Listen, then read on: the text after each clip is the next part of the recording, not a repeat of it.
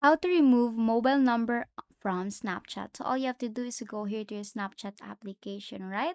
Now, what you want to do here is, for example, you are logged into your main account or the only account that you use here. Now, on the upper left, you will see your Bitmoji there. Tap on your Bitmoji, and then on the upper right, you will see the gear icon. Tap on that. And here under mobile number, of course, you will see there your number. Now, if you tap on that, you will see your number here. Now, if you try to erase that, if you go back to your mobile number is still registered there, right?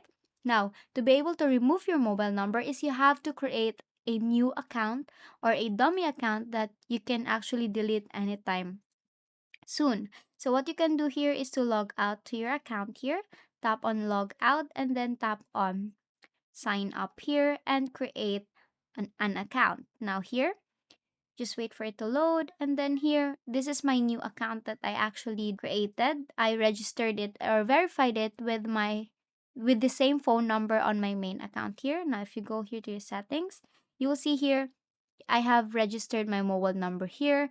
Now once it's registered there, is to go back here to your main account. Your dummy account, you can actually delete it or just don't sign up with it.